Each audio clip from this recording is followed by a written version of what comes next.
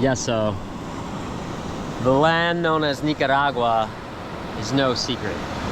The waves here, the perfection, the consistent daily surf. It's well known to anyone who's been on the internet and looked at waves for the last, honestly, for the last 20 years. Even since I've been coming here. Even when I first started coming here, the secret was out. There were guys, other Chiles like me, who were coming to this country, and they were taking pictures, and they were publishing the pictures, and they were starting businesses, and they were running surf camps, and they've been making money. There are guys who are 60, 70, even closing on 80 years old, who've been here for a really long time, and they've made their whole career off publishing Nicaragua. It's just the way it is in the surf world. People want to go where there's fun, consistent surf. I'm not saying the waves in Nicaragua are the most perfect waves in the world, but they are some of the most consistent waves in the world. And anyone who doesn't know that at this point has literally just been sleeping under a rock, because the secret's out. Okay, like, what keeps the crowds down here is not that people don't know how good it is, because everyone knows how good it is.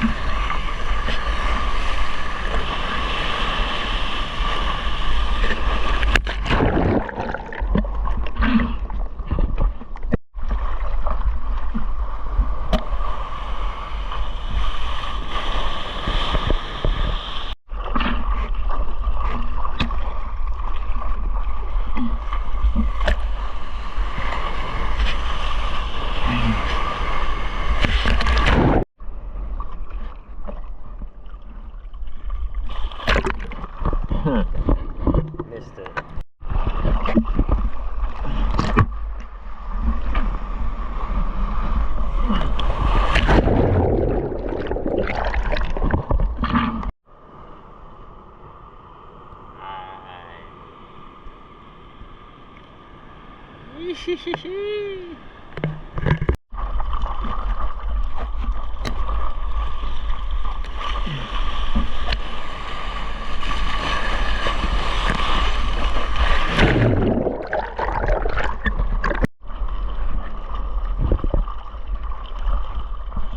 Good one.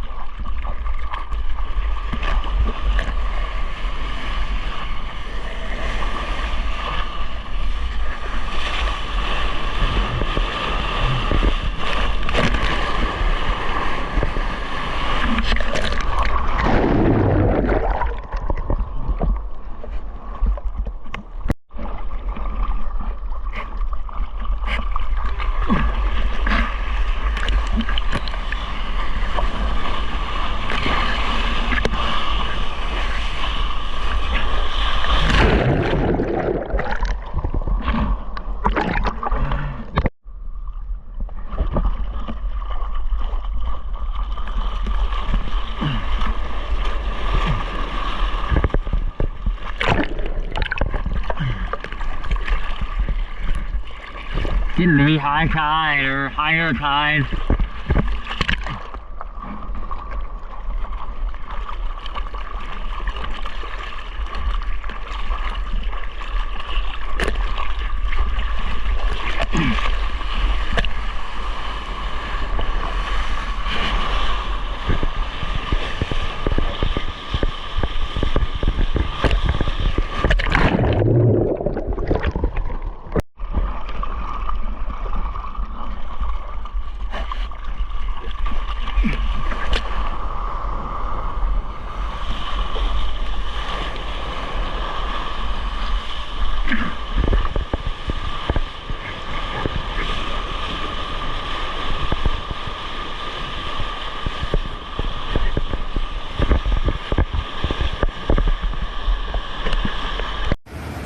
Yeah, so what really keeps the waves uncrowded here in Nica is not that everyone doesn't know how good it is. Because yeah, everyone knows how good it is, okay? Everyone knows. Everyone knows how good it is. All the time, okay? What keeps the waves down here, what keeps the crowds down here is that there are variables that you cannot expect in other, even Central American countries. Okay, so what do I mean by this? What I mean is, if you don't speak Spanish in Nicaragua, you're going to be very limited on where you can go and where you can stay and what you can do. Your ability to explore is going to be very limited because very few people here actually speak good English. And so what that means is, if you're coming here to surf and you don't speak Spanish, you're going to spend a lot of time struggling unless you stay with a surf camp or a surf operator who does. And so most people here stay at the surf camps, and that means they're going to be all consolidated on the most crowded spots. It's not like Costa Rica or even El Salvador or Mexico where so many people speak English. Historically, Nicaragua has been very isolated. That means it's developed a different culture than a lot of Latin American countries because the culture is isolated. That's also one of the things I love about Nicaragua. The people here are amazing. They're more welcoming to tourists than any other Latin American country because, man, in Nicaragua, tourism feeds families. The next barrier you're going to encounter in Nicaragua is the weather and the heat. Yeah, in the south, the weather's almost perfect. It's very similar to northern Costa Rica. In the north, the heat index can regularly reach 115 degrees, and very few of the habitations or the rooms have air conditioning. So, even though there are dozens and dozens of surf camps and hundreds of Airbnbs, during the high season, you're going to have a hard time finding somewhere with air conditioning. That means you're going to sweat. And that means you're going to have to deal with a certain amount of boredom and hardship because everything in Nicaragua is isolated. Woo, got one.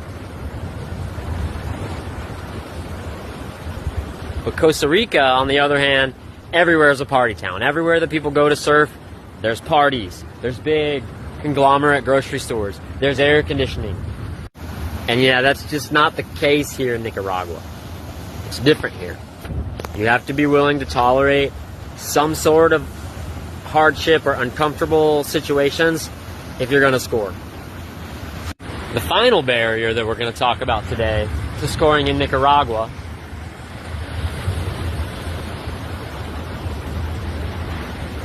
is this one. Lots of people still think Nicaragua is not a safe country. You would not believe the amount of people, who even seasoned travelers, who I have in my inbox. That's kind of high.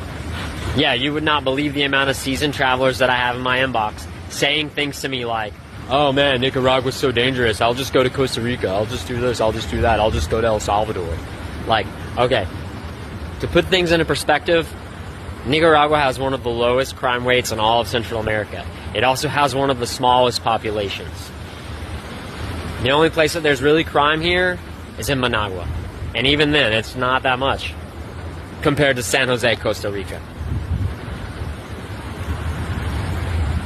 Don't believe everything that you see on the internet.